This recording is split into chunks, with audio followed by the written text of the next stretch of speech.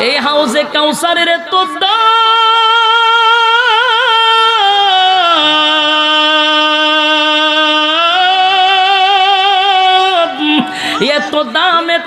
এত দাম হাউজে কাউসারের পানি যারা পান করবে না সেদিন তাদের অস্তিত্ব থাকবে না মাথার মগজ গলে গলে চলে যাবে মানুষের কান্নায় মানুষ চলে যাবে হাজার হাজার বছর উপরের দিকে তাকায়া থাকবে 50,000 বছরের ভিতর নিচের দিকে তাকানোর সাহসটুকু পাবে না এই পরিমাণ কলিজা পাটা পিপাসা থাকবে আল্লাহ বলেন বন্ধু সেই নিয়ামত আপনি নবীরে আমি দান করছি এরপর আল্লাহ বলেন ফাসাল্লি লিরাব্বিকা ওয়ানহার বিনিময়ে আপনি সালাত আর কুরবানি আপনার রবের নামে দিবেন এরপর আল্লাহ বলেন ইন্না শানিআকা হুয়াল আবতার আল্লাহ বলে বন্ধু নিশ্চয় তারা বেতার যারা আপনাকে আবেতার বলে গালি দিছে গো মক্কা নগরীতে প্রতিবাদ করার কেউ নাই আপনার কেউ নাই স্ত্রী মারা গেছে চাচা আবু তালেব দুনিয়া থেকে মারা গেল এরপরে আব্দুল মুত্তালিব মারা গেল মক্কা নগরীতে নবীর গার্জিয়ান বলতে এখন কেউ নাই আবু লাহাব নবীর আপন চাচা হওয়া সত্ত্বেও নবীর বিরোধিতা করে রে নবীর বিরুদ্ধে চক্রান্ত করে আল্লাহ বলে বন্ধু কেউ লাগবে না আমি আল্লাহ ওয়াদা দিলাম আপনি বন্ধুর সঙ্গে আমি আছি চিৎকার দেয়া করবেন সুবহান ব্রাহ্মণবাড়িয়ার মানুষ আপনারা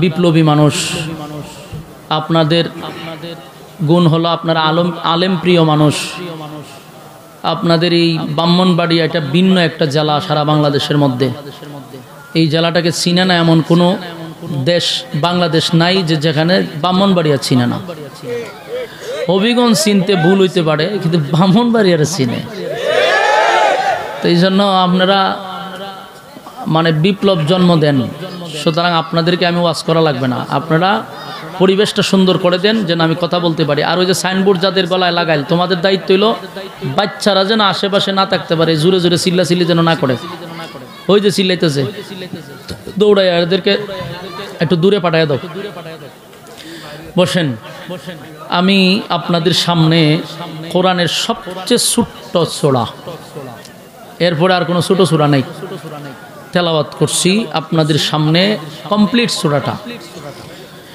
এই সূরাটা অত্যন্ত ছোট কিন্তু এর আলোচনা ব্যাপক এই সূরাটা নাজিল হয় হিজরতের আগে মানে মক্কাতুল মুকাররমায় সূরাটা নাজিল হয় এই সূরাটাকে বলা হয় শানে রাসূল মানে রাসূল সাল্লাল্লাহু আলাইহি সাল্লামের শান মান মর্যাদা নিয়ে আল্লাহ আলোচনা করছেন বা এত কথা আপনারা বলতেছেন কোন মনোযোগ তাকে নিয়ে আপনারা কথা না বইলা এটার ভিতরে বইয়ে যান গা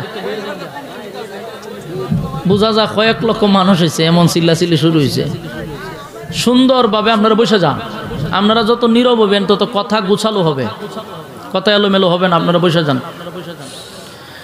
আপনারা গ্রামে আরেকটা মাহফিল হইতেছে এটার মাইক আইতেছে কেন এটার মাইক যাইতেছে কেন দুইটার সংঘর্ষ হইতেছে মানে আপনারা নীরবতা পালন করেন তাহলে কথা আমার গোছালো হবে বসেন এই সূরাকে বলা হয় শানে রাসূল রাসূল সাল্লাল্লাহু আলাইহি সাল্লামের শান মান মর্যাদা সম্পর্কে আলোচনা দেখেন কোরআনে আরেকটা সূরা আছে শানে এলাহি মানে আল্লাহর শান মান মর্যাদা এখানে একটা বিষয় আমাদের বোঝা দরকার আল্লাহর শানে একটা সূরা আল্লাহর বন্ধুর জন্য আরেকটা সূরা সুবহানাল্লাহ জানি আল্লাহ তার নিজের সমস্ত কিছু তুলে ধরছেন সূরা ইখলাসের ভিতরে ওনার পরিচয় ওনার সম্মান ঠিক বন্ধুর জন্য আরেকটা সূরা সূরা কাউসার বন্ধুর সম্মান নিয়ে আলোচনা করছে এখন আসুন আমরা সংক্ষিপ্তভাবে জানি যে সূরাটা কেনই বা নাজিল করলো মূল বিষয় হলো এই সূরাটা নাজিল করছে রাসূলকে খুশি করার জন্য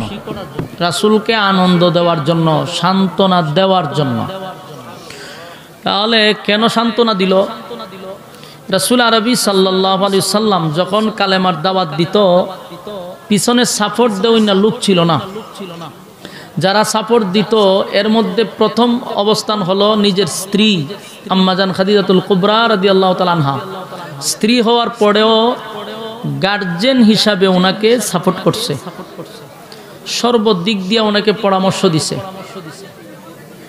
ভাই কথা কয়েন না, আল্লাহর রাস্তায় একটু নীরবতা পালন করে। রাসূল সাল্লাল্লাহু আলাইহি সাল্লামকে শুধু উনি সংসার করছেন এমনটা না, গার্জেন হিসাবে রাসূলকে পরামর্শ দিছে। খাদিজা এমন একজন মহিলা ছিল, মক্কাতে ওনার একটা প্রভাব আছিল। যদিও মহিলা, কিন্তু পুরুষরাও ভয় পাইত। কেন ভয় পাইত? উনি শিক্ষিত মহিলা ছিল, আবার টাকা পয়সা ছিল বেশি, ধন সম্পদ বেশি, জমিদার। এই জন্য দেখবেন সমাজের যার টাকা বেশি এর মানুষ একটু ডরায়, চিন্তা করে এর সাথে লাগলে বেজাল আছে। এই জন্য টেকাওয়ালার সাথে মানুষ বেশি লাগে না।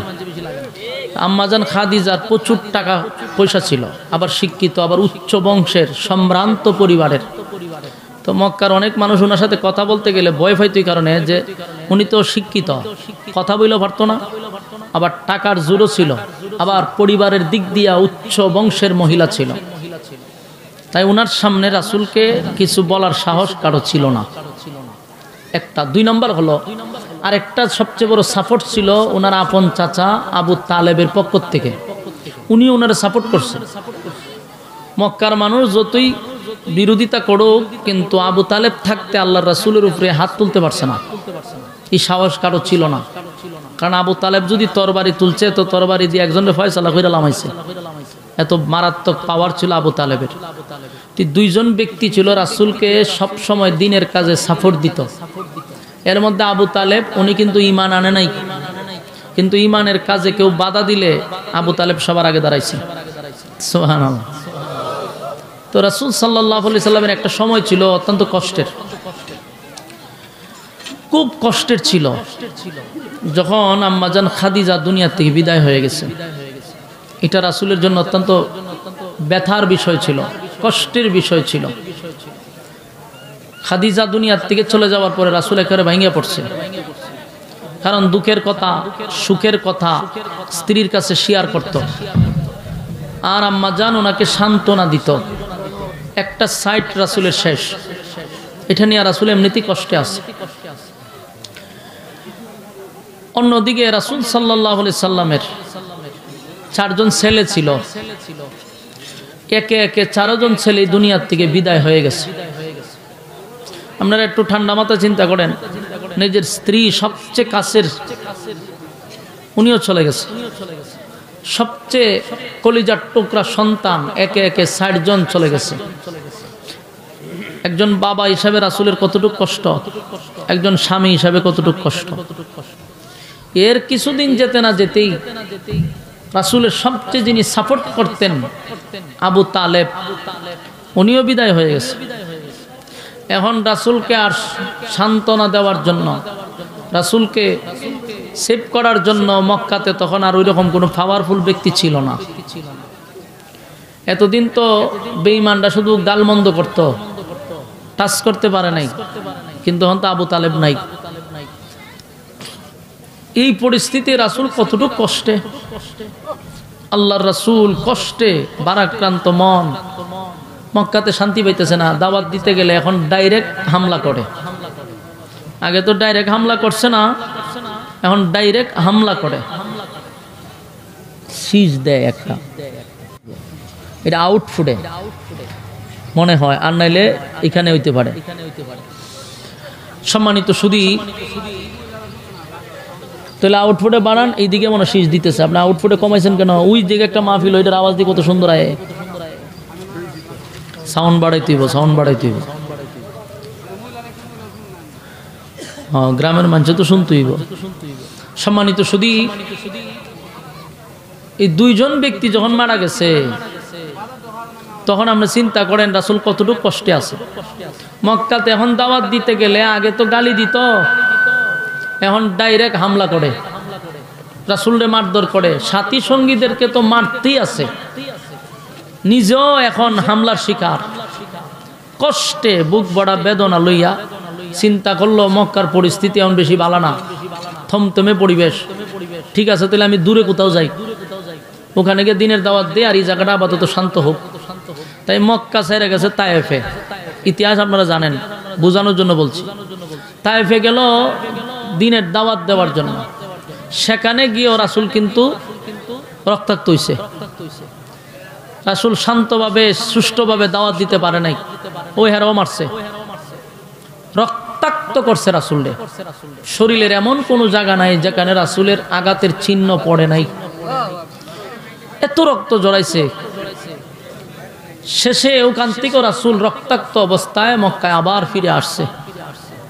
আয়েশা রাসূল কাঁদতেছে, খানায় কাবার সামনে রাসূল বসে রয়েছে, কান্নাকাটি করতেছে। এর মধ্যে একজন সাহাবী আয়া হুজুর, মক্কাতে বেলালের উপরে আক্রমণ শুরু হয়েছে, খাব্বাবরে মারতেছে, বেলালরে মারতেছে। একজন আয়া বলে, হুজুর আমি রাস্তা দিয়ে আসতেছি, দেখি বেলালের উপরে পাথর দিয়ে রাখছে। আর একজন হুজুর খাব্বাবরে আগুনের মধ্যে শোয়া রাখছে। এখন বলুন কতটুক কষ্ট আর কতটুক মানসিক চাপ। স্ত্রী নাই, চাচা নাই, 4টা ছেলে চলে গেছে, তায়েফের ময়দানে রক্তাক্ত শরীর নিয়ে ফিরে আসছে। আবার নিজের কর্মীদের উপরে বর্বরের স্টাইলে নির্যাতনের স্টিম রুলার চাপাইয়া দিছে। একজন নেতা বৈশা যখন শুনতেছে কর্মীদেরকে মারতেছে, রাসূলের মন মানসিকতা কেমন চিন্তা করেন। এর মধ্যে করলো কি, আবুল আহাবের যে বউ রাসূলের আফন চাচি, এই মহিলা ছিল বেয়াদ্দব মহিলা। এই বেয়াদ্দব মহিলা মানুষের কাছে গিয়া হয়, শুনছো ঘটনা? বলে কি? বলে মুহাম্মদ দে আমরার বাপ দাদা ধর্মের মধ্যে চুনকালি দিছে, এখন তার নিজের ধর্মই তো থাকতো না। তো কেন? তার যে ছেলে আসিন সবগুলা তো শেষ, তাহলে বংশটা আর দূরে রাখবো কে? মুহাম্মদ মারা গেলে তো মুহাম্মদের নাম নেওয়ার মতো কোনো লোকই থাকতো না। আপনারা এলাকাতে নাউজুবিল্লাহ আসেনি তো কইলেন, থাকলে কয়ে লইবেন। চিন্তা করেন এই মহিলা মানুষের কাছে কি পরিমাণ মিথ্যা অপবাদ ছড়াইতেছে। হয় মুহাম্মদের নাম নেওয়ার মতো লোকই থাকতো না, কারণ ছেলেগুলা যে তো মারা গেছে, ওনার নাম নিব কে আর ওনার বংশ ধরে রাখবো কে? শেষে সবাই এই কথা শুনা রাসূলের উপরে একটা অপবাদ দেওয়া শুরু করলো যে আব্দুল্লাহর পুত্র মুহাম্মদ সে তো একটা লেস কাটা, নাউজুবিল্লাহ, সে নির্বংশা আটকুরা, নাউজুবিল্লাহ। আল্লাহ রাসূলের শানে এগুলা বলতেছে যে মুহাম্মদ আটকুরা, তার বাচ্চা সব মারা গেছে, তার বংশ নাই, সে নির্বংশা, সে লেস কাটা, আবে তার বলে গালি দিতে লাগলো। এখন শুনেন, আপনাদের বিবেকের কাছে এই কথাগুলি বলতেছি, আপনারা নিজের আর ভিতরিগুলা ঢুকায়া একটু চিন্তা করে দেখেন। স্ত্রী মারা গেল, চাচা মারা গেল, তায়েফে রক্তাক্ত শরীর নিয়ে ফিরে আসলো, 4টা ছেলে মারা গেল, কর্মীদেরকে জায়গায় জায়গায় নির্যাতন করতেছে। অন্যদিকে আপন লোকগুলা অপবাদ দিতেছে রাসূল আটকুড়া, রাসূল লেস কাটা। কতটুকু কষ্টে আছে, কি পরিমাণ কষ্টে রাসূল আছে বলেন। খানায় কাবার সামনে বসে রয়েছে, মুক্তার দানার মতো রাসূলের চোখের পানিগুলা পড়তেছে। একজন সাহাবী বসে রয়েছে রাসূলের পাশে, কাঁদতেছে। হঠাৎ করে রাসূল দেহে মুস্কি হাসিও দিছে। আচ্ছা, কান্নার মাঝখানে মুস্কি হাসি দিলে রহস্যজনক না? ওই সাহাবী কই, হুজুর আপনার মনটা খুব খারাপ, আপনি কাঁদতেছেন, মুস্কি হাসি দিলেন কেন? কয় আমার কাছে একটা সূরা নাজিল হইছে। সুবহানাল্লাহ। যে সূরাটা এখানে কিতা, এই কিতা ঘটনাটা কিতা?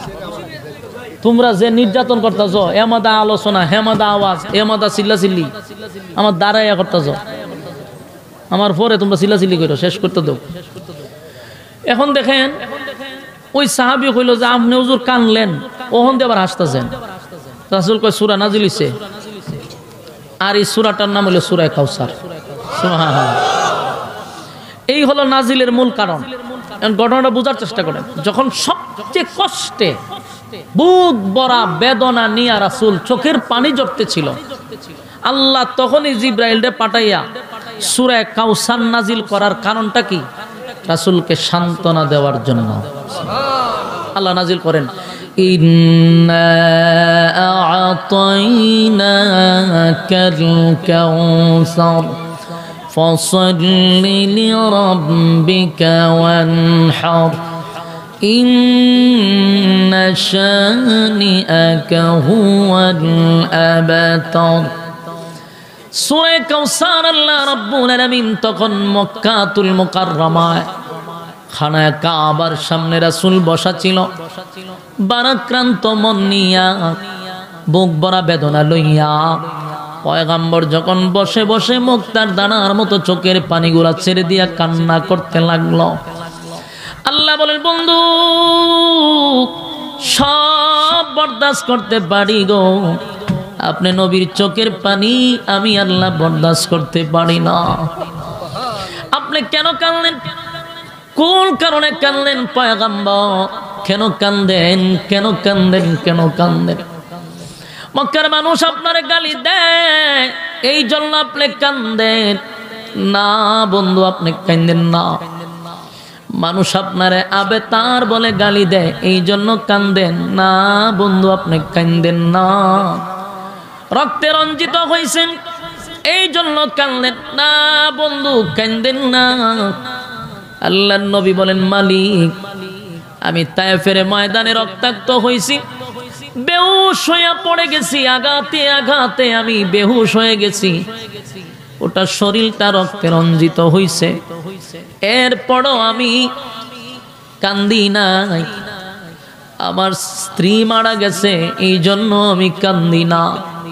আমার সবচেয়ে কাছের মানুষ যে আমাকে সাপোর্ট দিত দিনের কাজে, আমার চাচা মারা গেছে, আমি কান্দি না গো মালিক। আমার একে একে কলিজার টুকরা 4 জন সন্তান মারা গেল, আমি কান্দি না। আমার মূল কান্নার কারণ হলো আমার আপন লোকগুলি মক্কা নগরীতে, আমার যারা আপন আছে, আমার আপন চাচা আপন চাচি, কেমনে গো তারা আমার বিরুদ্ধে চলে গেল। তারা তো জানে আমার মা নাই, আমার বাবা নাই, মাও নাই, বাবাও নাই, আমার তো কেউ নেই।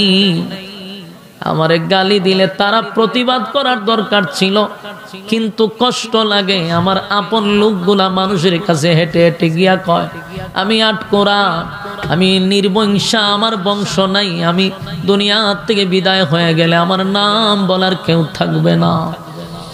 সেই ব্যথায় ব্যতীত হইয়া আমি কান্দি। মালিক আমার চাচি কেমনে গ্রামে ঘুরে ঘুরে আমারে নির্বংশা বইলা, আটকুরা বইলা অপবাদ দেয় গো। আমার সন্তানগুলি আপনি দিছেন, আপনি নিয়ে গেছেন, আপনার মাল আপনি নিয়ে গেছেন, আল্লাহ আপনার দেওয়া মাল আপনি নিয়ে গেছেন। আমার তো কোনো অভিযোগ নাই, আমার কোনো কষ্ট নাই, কিন্তু আমার চাচি হইয়া আমারে আটকুরা বলে। আল্লাহ কয়, বন্ধু সূরা কাউসার নাজিল করে শুধু আপনার শান মান মর্যাদা আমি তুলে ধরছি। বন্ধু আপনি কান্দিল না। আদম নবী কত বছর আমি আল্লাহর জন্য কাঁদছে, আমি আদম রে কাউসার দেই নাই গো। নূহ আলাইহিস সালাতু ওয়াস সালাম 950 বছর শুধু কানলো, শুধু কানলো, দিলাম না কাউসার নূহ নবীরে। মুসা কালিমুল্লাহ আমার সঙ্গে কথা বলতো, সম্পর্ক ভালো ছিল, কিন্তু কাউসার দেই না। পয়গম্বর ইব্রাহিম খলিলুল্লাহ অসংখ্য পরীক্ষায় উত্তীর্ণ হয়েছে, আমার বন্ধু উপাধি দিলাম, কিন্তু কাউসার আমি বন্ধুরে দেই নাই। আপনি হলেন হাবিবুল্লাহ, সবাই আমার জন্য পাগল, কিন্তু আমি আল্লাহ স্বয়ং আপনি নবীর জন্য পাগল। চিৎকার দিয়া কোন সুবহান। আমার আল্লাহ বলেন আমি আপনার জন্য পাগল। বন্ধু আপনার কান্না বরদাস্ত করতে পারি না। আমি আল্লাহরে গালি দিলেও আমি সহ্য করি, বন্ধুরে কেউ গালি দিলে আমি বরদাস্ত করি না। তারা আপনাকে আবেতার বলে গালি দিছে, তার মানে আপনাকে নির্বংশা আটকুরা বলে গালি দিছে। আমি আল্লাহ সূরা কাউসার নাজিল করে তার প্রতিবাদ করছি। বন্ধু কেউ না থাকুক, আমি আল্লাহ আপনার সঙ্গে আছি। জুরে কোন সুবহান। আল্লাহ নিজেই তার বন্ধুরে সান্ত্বনা দেয়, বন্ধুরে বন্ধু সান্ত্বনা দেয় রে, মক্কার কেউ আপনার সঙ্গে নাই, মক্কার কেউ আপনার সঙ্গে নাই, মক্কার কেউ শুভাকাঙ্ক্ষী নাই, কেউ আপনার পক্ষে নাই, কিন্তু আমি আল্লাহ আছি, টেনশন করবেন না বন্ধু। আল্লাহ তখন সূরা কাউসার নাজিল করে, বন্ধু ইন্না আ'তাইনাকাল কাউসার, নিশ্চয় আমি আপনাকে কাউসার দান করে দিলাম। দান করব এই কথা বলে নাই, বলছে দান করে দিছি। কাউসার আপনাকে গিফট করলাম, আপনাকে কাউসার দান করলাম। নকল নবীর 4টা সন্তান দুনিয়ার থেকে বিদায় হয়ে গেছে, নবীরে কাউসার দিল কেন? এরপর আল্লাহ বলেন ফাসাল্লি লিরাব্বিকা ওয়ানহার, আপনার রবের জন্য আপনি সালাত আদায় করেন আর কুরবানি দেন। তার মানে কাউসার আপনাকে দিলাম, বিনিময়ে আপনি সালাত আর কুরবানি দেন। সুবহানাল্লাহ। কাউসারের পরে কেন সালাত আর কুরবানির কথা বলা হলো? এর দ্বারা ব্যাখ্যায় বোঝা যায় রে, কাউসার যদি পেতে হয় তাহলে মাঝখানে নামাজের দরকার আছে না? না, মানে কোন বেনামাজিকে আল্লাহ কাউসার দিবে না, কোন বেনামাজিকে আল্লাহ কাউসার দান করবে না। তাহলে কাউসার পান করতে হলে আগে আমাকে আপনাকে নামাজি হতে হবে। কথা ভিন্না দি ক্বালু লাম নাকু মিনাল মুসাল্লিন, আমরা মুসল্লি হতে হবে। যদি মুসল্লি হই তাহলে নবীর বরকতি হাতের হাউজে কাউসার আল্লাহ আমাদেরকে পান করাবে। সুবহানাল্লাহ। নামাজ হলো শর্ত। ফাসাল্লি লিরাব্বিকা ওয়ানহার, আপনার রবের জন্য সালাত আদায় করেন, আপনার রবের জন্য কোরবানি করেন, এর বিনিময়ে আমি আপনাকে কাউসার দান করে দিলাম। সুবহানাল্লাহ। এই কাউসার সাধারণ কোন নিয়ামত নয়, সাধারণ কোন নিয়ামত নয় গো। এই কাউসার এত দামি দামি দামি একটা নিয়ামত, এটার কদর আমরা বুঝবো হাসরের মাঠে যাওয়ার আগে। হাসরের মাঠে যাইতে হলে কাউসার ক্রস করে যেতে হবে। কারণ আল্লাহ বলেন, বন্ধু ছেলে নিলাম 4 জন। কয়জন? আপনার 4টা ছেলে আমি নিয়ে গেছি, বিনিময়ে আপনাকে আমি হাজার হাজার কোটি কোটি রুহানি সন্তান দিছি। যুবক ভাইরা, ব্রাহ্মণবাড়িয়ার ভাইরা, দিলের কান লাগায়া কথাগুলি শোনা দরকার, বুঝাও দরকার। ছেলে নিল 4 জন, রুহানি সন্তান দিল হাজার কোটি। তার মানে হলো ছেলে যদি 4 জন থাকতো, ওই বেঈমানরা বলছে ছেলে নাই, বংশ নাই, ছেলে নাই, নবীর নাম নেওয়ার কেউ থাকবে না। আল্লাহ কয় আপনার ছেলে থাকলে আপনার নাম নিত, আপনারে অপমান করলে আপনার ছেলেগুলি প্রতিবাদ করত। এটাই তো কথা। পয়গম্বর 4টা নিছি, হাজার হাজার কোটি রুহানি সন্তান আপনাকে দিছি, তারা আপনার নামের হেফাজত করবে, আপনার ইজ্জতের হেফাজত করবে। আপনার বিরুদ্ধে কেউ কথা বললে তারা আপনার জন্য জীবন দিবে, আপনাকে বেইজ্জতি করতে দিবে না। আমরা হলাম নবীর রুহানি সন্তান। কথা কয় না, নবীর রুহানি সন্তান কারা? আমরা। আমরা নবীর ইজ্জতের হেফাজত করব কিনা? কথা কয় না, আমরা নবীর রুহানি সন্তান। তাই আমরা প্রতিজ্ঞা করলাম, এই বাংলার জমিনে যদি নবীর বিরুদ্ধে কেউ কথা বলে, নবীর ইজ্জত নিয়ে যদি কেউ টানাটানি করে, আমাদের শরীরে 1 বিন্দু রক্ত থাকতে আমরা তা বাস্তবায়ন করতে দিব না। কথা হয় না? অতীতে আমরা দেখছি বাংলাদেশের বাপ মূর্তি নষ্ট করার জন্য ফ্যাসিস্ট সরকার মাঝে মধ্যে একটা ইস্যু তৈরি করত, যেটার নাম হয়ে গেছে বাংলাদেশ ইস্যুর কারখানা। শুধু ইস্যুর উপরে চলছে বাংলাদেশ। 16টা বছর যদি আপনি ভালো করে দেখেন, শুধু ইস্যু দিয়া রাজত্ব কায়েম করছে। দেশের টাকা যখন বাহিরে পাচার করবে তখনও ইস্যু ব্যবহার করছে। দেশের কোনো ষড়যন্ত্র করতে চাইলে মাঝখানে ইস্যু তৈরি করছে, মানুষ যেন ইস্যুর দিকে দৌড়ায় আর দেশ অন্যদিকে বিক্রি করার সিদ্ধান্ত। মাঝে মধ্যে ইস্যু তৈরি করত, কোন ব্লগাররে দিয়া নবীর বিরুদ্ধে লেখাইতো, কোন ব্লগার দিয়া কোন নাস্তিক দিয়া আল্লাহর নবীরে গালি দেওয়াইতো। মানুষ ওই দিকে যখন সবাই লড়াই করার জন্য প্রস্তুত নিত, আন্দোলনের জন্য যখন প্রস্তুত নিত, তখন তারা এটা ইস্যু হিসাবে ব্যবহার করত। 16টা বছর আমার নবীর বিরুদ্ধে লেখালেখি হইল। 16 বছর শাহবাগে দাঁড়াইয়া নাস্তিকরা আমার নবীর বিরুদ্ধে কত অপপ্রচার করলো, কত লেখালেখি করলো। এর প্রতিবাদে বাংলাদেশের সমস্ত আলেম এক হয়ে শাহবাগে শাপলা চত্বরে জমা হয়েছিল, একটাই কারণ, নবীর ইজ্জত রক্ষা। সেদিন নবীর ইজ্জত রক্ষা করতে গিয়া নবীর উম্মতেরা, নবীর রুহানি সন্তানরা রক্ত দিছে, জীবন দিছে, নবীর ইজ্জত নষ্ট করতে দেয় না।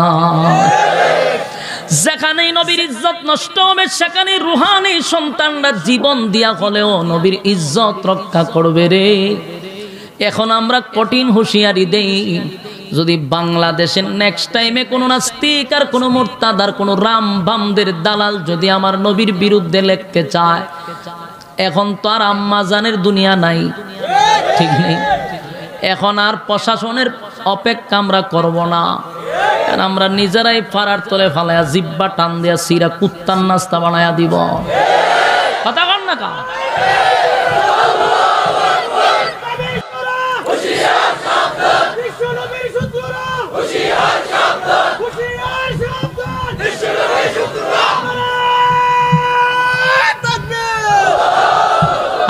এই হুঙ্কার এইভাবে থমে গেলে চলবে না, হুঙ্কার চালাইতে হবে। আমাদের দুর্বলতার কারণে আজকে কিন্তু বাংলাদেশে গভীর ষড়যন্ত্র হচ্ছে। আপনারা যেই সময়ে ওয়াজ মাহফিলে বসে আছেন, ঠিক ওই সময়ে পার্শ্ববর্তী দেশ আমার এই বাংলাদেশকে ধ্বংস করার জন্য এক গভীর ষড়যন্ত্র চালাইছে। আমরা মুসলমান, আমরা খুব সজাগ থাকবো, চোখ কান খোলা রাখতে হবে। কারণ এই ষড়যন্ত্র করে এই দেশে আমরা যেইভাবে শান্তিভাবে চলাফেরা করছিলাম, কি এর হিন্দু কি এর মুসলমান, বাই বাই হয়ে চলছি, কোনো ঝগড়া নাই, কোনো দ্বন্দ্ব নাই। এরপরেও যারা এই সুন্দর পরিবেশটাকে অশান্ত করতে চায়, এদের মতলব খারাপ। আর আমরা যদি চুপ করে বয়ে থাকি তাহলে কিন্তু আবারও সেই বিপদে আমরা পড়বো, যেই বিপদে 16 বছর ছিলাম। এই জন্য নেক্সট টাইমে তাদের কোন ষড়যন্ত্র বাংলাদেশে আমরা কায়েম করতে দিব না ইনশাআল্লাহ। ইসকনকে নিষিদ্ধ করার কথা বলা হয়েছে, এটা চলতেই থাকবে, চলতেই থাকবে ইনশাআল্লাহ। বিগত 16 বছর ইসকনের ব্যানারে আমার নবীর বিরুদ্ধে বহু চক্রান্ত করা হয়েছে। বাংলাদেশে টিকে থাকার জন্য নবীর বিরুদ্ধে কথা বলা হইলেও একটা বিচার বাংলাদেশে হয় নাই। নবীর বিরুদ্ধে কথা বললে বিচার হয় নাই। শেখ মুজিবুরের বিরুদ্ধে কথা বললে যখন তখন মামলা হয়ে তার ফাঁসির কাস্টে নেওয়া হয়েছে। এই দিন দিন নয়, আরো দিন আছে, সেই দিন চলে আসছে। এখন আমাদের এক কাতারে দাঁড়াইতে হবে, সমস্ত দল মত সব বাদ দিয়া আমরা এক প্ল্যাটফর্মে আসতে হবে, ঠিক কিনা বলেন? কে উষা টুপি, কে নেশা টুপি, কে ফাঁসকুল্লি, কে লম্বা টুপি, এগুলা কি এখন আর দেখার সময় আসেনি? ইটা করে গুতাগুতি করে আমরা 12টা বাজাইছি। লম্বা টুপি ওলায় গুল টুপিরে দেখতে পারে না, গুল টুপি ওলায় লম্বারে দেখতে পারে না, উষায় নেশারে দেখতে পারে না। আচ্ছা কখন আমরার একটা পরিচয়, আমরা মুসলমান, আমাদের আল্লাহ এক, কোরআন এক, রাসূল এক, সব এক, টুপির মধ্যে দ্বন্দ্ব কেন? আমার মন চাইছে লাম্বাটা লাগাইছে, অসুবিধা লাগাক, টুপি তো লাগাইছে। মন চাইছে নেশা লাগাক, লাগাক, টুপি তো লাগাইছে। ওমা এর গুতাগুতির ছোট একবার এখন টুপি পরতাম না, এখন তো টুপি ছেড়ে দিল, কিতা করবে? এই জন্য এইগুলা সব এক ধরনের ষড়যন্ত্র আমি মনে করি। টুপির মধ্যে ইসলাম নয়, পাগড়ির মধ্যে ইসলাম নয়, পাঞ্জাবির মধ্যে ইসলাম নয়। ইসলাম কায়েম করতে হলে ইসলাম নামক বৃক্ষের নিচে তাজা রক্ত ঢালতে হবে। আমার মনে হয় পার্শ্ববর্তী দেশ যেইভাবে চক্রান্ত শুরু করছে, গাজওয়ে হিন্দের ডাক চলে আসবে ইনশাআল্লাহ। এই ভারত ভূখণ্ড টুকরা টুকরা হবে, এর মধ্যে কোনো সন্দেহ নাই। আমি আমার বাংলাদেশের সনাতনী ধর্মদের যারা আছেন, হিন্দু ভাইদের প্রতি আমরা বলি, বলুন তো দেখি আজ পর্যন্ত কোনো মুসলমান আপনাদেরকে আসলে কোনো আক্রমণ করছে? আপনারা দেখছেন সবচেয়ে বেশি হিন্দু হলো আমার গ্রামে, আমার পাশের ঘরে আমরা হিন্দু। আমরা যে চলতেছি বুঝাই যায় না যে হিন্দু না মুসলমান। চা করলে হেওয়ায়া খায়, কথাবার্তা হয়, কোনো ধরনের দ্বন্দ্ব নাই। জন্মের পর থেকে এই পর্যন্ত দেখলাম এত সুখে আছে যে জামাই, ওই শ্বশুর বাড়ি তো জামাই এত সুখে থাকে না। বাংলাদেশত যেইভাবে এরা আছে, মানছে কয় না সুখে থাকলে ফুকে খিলা। ইন্ডিয়া আমি কয়েকবার গেছি। তোমরা যে ওই দাদার খান্না খানতেছ, বাংলাদেশের যে সুন্দর পরিবেশে আছো, শুকরিয়া আদায় করা দরকার ছিল। দাদার দেশে গেলে পায়খানা করার মতো বাথরুমও হয়তো না। আমি নিজে দেখেছি, আমি 3-4 বার গেছি তো, ওই বালকের একটা বাথরুমও নাই। রাস্তাঘাটে এগুলাই পায়খানা করে, এগুলার বাথরুমও নাই। ঘরের পরিবেশ বাংলাদেশের মতো না। বাংলাদেশের মানুষের দিল বড়, আত্মা বড়, গেলেই মানুষের নাস্তা বসায় দেয়, ঠিক কিনা? আমি এক বাসাত গেছি, 2 ঘন্টা ধরে বই রয়েছি, 1 কাপ চাও না, বিস্কুটও না। হৎকান পরে কয় আপনি কি চা খাবেন? আমি বললাম ভাই আমি তো বাংলাদেশে থাকলে এই পর্যন্ত 3-4 বার খাইলাম। হইলে আপনারা কয় ঘন্টা পরে পরে অথবা কয়দিন পরে পরে চা খান, এটা আমার আগে খান। কটা চা খাইলে আপনার দেওয়া হবে? কিয়ৎক্ষণ পরে দেখি একটা কাপ লয়েছে, একটা বিস্কুট লয়েছে, একটা কাপ একটা বিস্কুট। কেন বলতেছি, মানে বাংলাদেশের মানুষের যে কলিজা আর দাদার দেশের মানুষের যে কলিজা, এটার পার্থক্যটা বোঝার চেষ্টা করেন। আমরা কোনো মেহমান আসলে বলি যে আপনি খাইবেন নি, হের আগে জিগা আপনি খাবেন, আপনি আজকে রাত্রে থাকবেন, তাহলে কি রাত্রে ভাত খাইবেন জিগা। তো হিন্দুদেরকে বলি খুব সুখে আছেন আপনারা, আপনারা জামাই আনা হালতে আমরা রাখছি, এরপরও যদি আপনারা ফুকে খামরায় তাহলে খফাল দুর্গতি আছে, দুর্গতি আছে। খুব খামতাছেন না, যান না বর্ডারই ফাঁস করে এরপরে রাস্তায় বয়ে পায়খানা করবেন, বেডা বেডি মিল্লা ওই ফাত্তর দিয়ে এরপরে পায়খানা পরিষ্কার করানো লাগবো। লক্ষণ বালা না তো? বাংলাদেশে তো হাইকমান্ডে বয়ে পায়খানা করে, ওখানে গেলে বাথরুমও পাইতেন না। বাংলাদেশের মানুষ আপনাদেরকে সম্মান করে, কারণ আমরা ধর্মের নাম হলো ইসলাম, এটা হলো শান্তির ধর্ম। আমরা দাঙ্গা লাগাইতে চাই না, আমরা একের সাথে একজন আরেকজনের সাথে সুসম্পর্ক বজায় রাখার চেষ্টা করি। এরপরও আমাদের শান্ত পরিবেশটাকে অশান্ত যারা করতেছে, বাংলার তৌহিদি জনতা যদি তার উপরে কেঁপে যায়, যেইভাবে এত বড় সাহস, চিন্তা করেন 96% মুসলমানের দেশ, যেখানে আল্লাহু আকবারের ধ্বনিতে সূর্য উঠে, আল্লাহু আকবারের ধ্বনিতে সূর্য অস্ত যায়, সেই দেশে থেকে মুসলমানের গলায় ছুরি লাগাইছে ইসকন নামক সন্ত্রাসী সংগঠন। এরপরে মুসলমানদের চুপ করে আছে, এর থেকে ভদ্রতার কি হতে পারে? যদি মুসলমান কেঁপে যায়, দাদার দেশে গিয়েও শান্তি পাবেন না। এটা আম্মার দেশ না, এখন বুঝতে হবে। আম্মা সাপোর্ট দিত না, আম্মা গেছে গা, আপনার ভবিষ্যৎ সব জলে ভালে আম্মা গেছে গা। এই জন্য শান্ত থাকেন, আপনারাও প্রতিবাদ করেন যে আমরা সুখী আছি, আমরা আপনার সাথে জীবনও লাগি না। কথা কোন ঠিক নেই? আমি স্পষ্ট কথা, আমার রাসূলুল্লাহর রুহানি সন্তান হলাম আমরা। কথা কোন নাকি? রাসূলের সন্তান 4 জন মারা গেছে, আমরা হইলাম রাসূলের রুহানি সন্তান। আল্লাহ কয় সন্তান থাকলে আপনার ইজ্জত ধরে রাখতো, আপনার বিরুদ্ধে কেউ কথা বললে প্রতিবাদ করত। আপনার রুহানি সন্তানরা কিয়ামত পর্যন্ত আপনার জন্য জীবন দিবে, রক্ত দিবে, ইজ্জত নষ্ট করতে দিবে না। বাস্তব না বাস্তব? এখন যদি আমার নবীর বিরুদ্ধে কেউ কথা বলে, আমরা কি ঘরে বসে থাকবো? এই জন্য আল্লাহ কয় আপনি খাইবেন না। সন্তান নিছি মাত্র 4 জন, দিছি কোটি কোটি। সুবহানাল্লাহ। বন্ধুরে, বন্ধু সান্ত্বনা দিতেছে, বন্ধু আপনি কাঁদেন না কেন? কাঁদলেন কোন কারণে কাঁদলেন? সন্তান দিলাম 4 জন, নিয়ে গেছি কোটি কোটি রুহানি সন্তান দিছি, টেনশন করার কোনো কারণ নাই। সুবহানাল্লাহ। গোটা মক্কা নগরীর মানুষ আপনাকে বলে আপনি 8 কোড়া, আপনার নাম নেওয়ার মতো কেউ থাকবে না। আমি আল্লাহ ওয়াদা দিলাম, এই জমিনে আমি আল্লাহর নাম থাকবে যতদিন, আপনি নবীর নাম থাকবে ততদিন। আপনারা তাকায় দেখেন, সেকেন্ডে সেকেন্ডে দুরুদ সালাম রাসূলের রওজায় পৌঁছতেছে।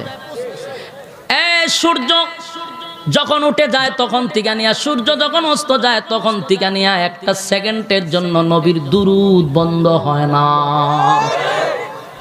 মক্কার বেঈমানরা বলে মুহাম্মদ দুনিয়ার থেকে বিদায় হয়ে গেলে তার নাম নেওয়ার কেউ থাকবে না। আল্লাহ কয় বন্ধু, আপনাকে আমি যেই রুহানি সন্তান দিছি কিয়ামত পর্যন্ত আপনার নাম ধরে রাখবে, টেনশন করার কোনো কারণ নাই। সুবহানাল্লাহ। আল্লাহ বলেন ইন্না আ'তাইনাকাল কাউসার, আপনাকে আমি কাউসার দান করলাম। বন্ধু, আপনার ছেলে সাইটটা নিয়ে গেলাম, আপনারে বিনিময়ে কাউসার দান করলাম। এই কাউসার সাধারণ কোনো পানি না, যেই পানি আমি আদম থেকে নিয়া ঈসা রূহুল্লাহ পর্যন্ত কোন নবী রাসূলকে আমি হাউজে কাউসার দেই নাই গো নবী, আপনাকে দিছি। এই হাউজে কাউসারের কত দাম, কত দাম, কত দাম। হাসরের মাঠে যখন মানুষ উলঙ্গ অবস্থায় দাঁড়াবে, হাসরের মাঠে যখন মানুষ পিপাসা অবস্থায় দাঁড়াবে, কলিজা পাটা পিপাসা লইয়া দাঁড়াবে, তখন আপনার বরকতি হাতের পানি যারা পান করবে তারা হাসরের মাঠে যাওয়ার পরে 50,000 বছর আর পানির পিপাসাই লাগবে না। আল্লাহ বলেন বন্ধু, কাউসার শুধু দান করছি তাই নাই গো, আপনাকে কাউসার দিয়া দিলাম, বিনিময়ে আপনি সালাত আর কুরবানি আদায় করেন। ফাসাল্লি লিরাব্বিকা ওয়ানহার, এখানে সালাতের কথা বলা হইল। উম্মতি মুহাম্মদীর বোঝা দরকার, কোন বেনামাজির মুখে নবী বরকতি পানি পান করাবে না, কথা হয় না। এই জন্য নামাজ, হাউজে কাউসারের পানি যারা পান করবে তারা অবশ্যই নামাজি হতে হবে, কথা হয় না। বেনামাজির মুখে কিন্তু আল্লাহর নবী পানি পান করাবে না। হাসরের মাঠে অনেক মানুষ পানি পান করার জন্য আসবে, কিন্তু মাঝখানে পর্দা পড়ে যাবে, নবীও দেখবে না, তারাও নবীরে দেখবে না, ঘটনা ঘটে যাবে। আল্লাহর নবী তখন বলবে, মালিক, হাউজে কাউসার আমি আপনার কাছ থেকে জোর করে আনি না, আপনি তো আমারে গিফট করছেন গো মালিক। কিন্তু এখন আমি কাউসার পাইলাম, আমার উম্মত পানি পান করতে আসে, আমি কেন তাদেরকে দেখি না, তারা কেন দেখে না? আল্লাহ কয় বন্ধু, আমি যা জানি আপনি নবী তা জানেন না। আগে পয়গম্বর, যারা আপনার কাছ থেকে পানি পান করার জন্য দাঁড়িয়ে আছে গো, তারা দুনিয়ার জমিন আপনার রেখে যাওয়া ইসলাম পালন করে না, আপনার দান দান ভাঙ্গা ইসলাম পালন করে নাই, আপনার রক্ত মাখা ইসলাম পালন করে নাই। তাই আমি আল্লাহ আপনার বরকতি হাতের পানি পান করতে দিব না। আল্লাহর নবী ব্যথায় ব্যতীত হইয়া সেদিন বলবে, উম্মতেরা শুন, কেন রে তোরা মন গড়া ইসলাম পালন করলি? আমি নবীর রেখে যাওয়া ইসলাম কেন পালন করলি না? আমি দান দান বাংলাম, আমি তায়েফের ময়দানে রক্ত ঝরাইলাম, আমি নবী যদি দোয়া করতাম আল্লাহ ইসলাম কায়েম করে দেন, আমার মালিক আমার দোয়াটাই যথেষ্ট ছিল। কিন্তু এরপরও আমি নবী রক্তাক্ত হইছি, আমার শরীরের এমন কোনো জায়গা নাই পাথরের আঘাত আমি পাই নাই, রক্ত দিয়া ইসলাম কায়েম করে তোদের কাছে আমানত রেখে আসলাম, আর আমার রেখে যাওয়া ইসলামটা ধরা ধ্বংস করে দিলি। আল্লাহর নবী কানবে আর বলে, উম্মতেরা রে, এমনটা কেন করলি, এমনটা কেন করলি? সেদিন নবী বলবে, সুহকান সুহকান লিমান, উম্মতের আমার দরকার নেই। নাউজুবিল্লাহ, বাড়ি দিয়া কইবেন, সাউন্ড একটু কমাইছে না, বক্সে সাউন্ড বাড়ান। কিয়ামতের কঠিন ময়দানে একমাত্র সুপারিশের অর্ডার যদি কাউরে দেয় রে, আমার নবীর সুপারিশের অর্ডার দেওয়া হবে। আল্লাহর কসম, আদম নবীর থেকে নিয়া ঈসা রূহুল্লাহ পর্যন্ত কোন নবী রাসূল সেদিন আল্লাহর সামনে দাঁড়ায়া কথা বলার সাহসটাও পাবে না। আপনারা কি বুঝতেছেন না কথা? আওয়াজ কি ফ্যান্ডেলও যায়? পর্যাপ্ত পরিমাণ যায়? তাহলে আপনারা আওয়াজ তো কম না, মাইকের আওয়াজ কম, তাহলে আওয়াজ দেন না। আমার কথা কি বুঝতেছেন? আপনারা আস্তে আওয়াজ দিলে আমি বুঝি আমার কথা বুঝতেছেন না। মনোযোগ দিয়া শুনেন। হাসরের মাঠে শুধু আমার নবী ছাড়া আদম নবী পর্যন্ত আল্লাহর সামনে কথা কইতে পারতো না। সমস্ত নবী রাসূলগণ বলবে ইয়া রাব্বি নাফসি নাফসি নাফসি নাফসি, আল্লাহ আমার কি উপায় হবে, আমার কি উপায় হবে। সেদিন আমার নবী শুধু একমাত্র সুপারিশের জন্য আল্লাহর কাছ থেকে পারমিশন পাবে। সেই নবী যদি বলে দূর হয়ে যা, দূর হয়ে যা, আল্লাহর কসম কেউ আপনাকে বাঁচাইতে পারবে না। আল্লাহ বলেন বান্দারে কিয়ামতের মাঠে কেউ কারো হবে না, কেউ কারো হবে না। মা তার সন্তানের পরিচয় দিবে না, বাবা সন্তানের পরিচয় দিবে না, মা সন্তানের পরিচয় দিবে না। ইয়াউমা ইয়াফিরুল মারউ মিন আখিহি ওয়া উম্মিহি ওয়া আবি ওয়া সাহিবাতিহি ওয়া বানি। এই আয়াত আল্লাহ বলেন মা তার সন্তানের পরিচয় দিবে না গো, বাবা সন্তানের পরিচয় দিবে না, স্ত্রী তার স্বামীর পরিচয় দিবে না, মা সন্তানের পরিচয় দেয় না। সেদিন বুঝি ফিরে দিব?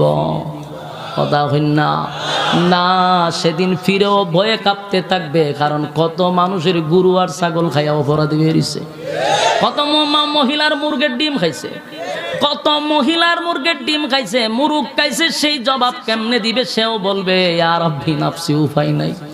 আর আল্লাহর নবী সেদিন সুপারিশ করে আল্লাহর নবীর উম্মতকে জান্নাতে নিবে। কিন্তু কিছু লোক নবীর কাছে যাওয়ার পরে নবী বলবে দূর হয়ে যা, দূর হয়ে যা, এমন উম্মতের আমার দরকার নাই। আমার যুবক ভাইরা, হাসরের মাঠে মানুষের কলিজা পাটা পিপাসা থাকবে গো, জিহ্বাটা কুকুরের মতো বাহির হয়ে যাবে রে। সেদিন পানি পানি পানি পানি করে মানুষ চিৎকার শুরু করবে। সেদিন একমাত্র পানি যদি পান করায় আমার নবী পানি পান করাবে। এক পেয়ালা পানি যদি কেউ পান করে আর 50,000 বছরের ভিতরে পানির পিপাসা লাগবে না, পানির পিপাসা লাগবে না। আল্লাহ বলেন বন্ধু আপনাকে রুহানি সন্তান দিছি, সেই রুহানি সন্তানদেরকে আপনি এক পেয়ালা পানি পান করায়া দিবেন। এই হাউজে কাউসারের তো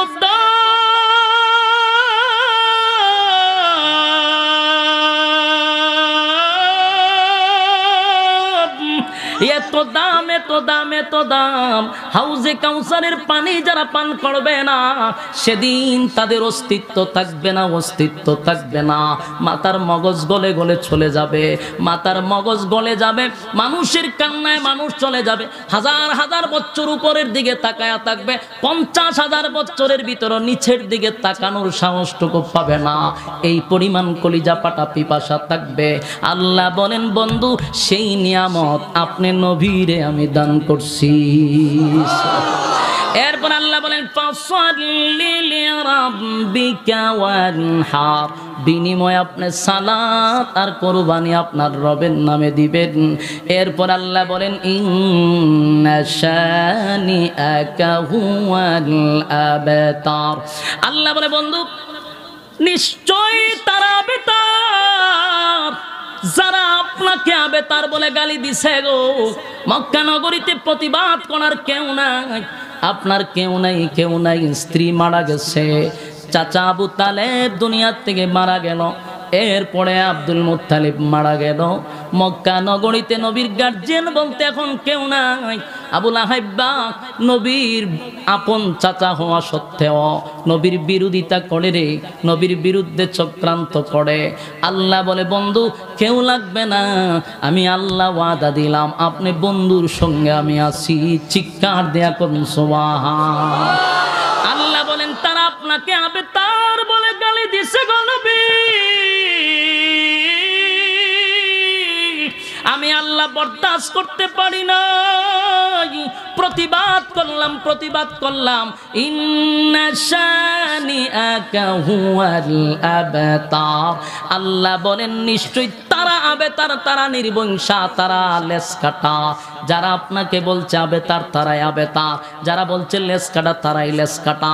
কারণ আপনি দুনিয়ায় এই পৃথিবী যতদিন থাকবে, আপনি নবীর নাম থাকবে ততদিন, নাম থাকবে ততদিন।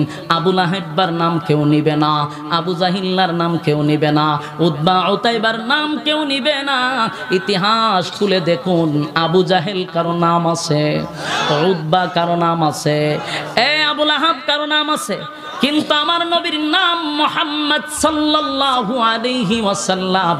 সেকেন্ডে সেকেন্ডে আমরা দুরূদ পড়তেছি। বাংলাদেশের মানুষ পড়ে, ইন্ডিয়ার মানুষ পড়ে, পাকিস্তানে পড়ে, সৌদি আরবে পড়ে, যত মুসলিম কান্ট্রি আছে সব জায়গা থেকে নবীর নামের দুরূদ আল্লাহর নবীর কাছে পৌঁছায়া দেওয়া হয়।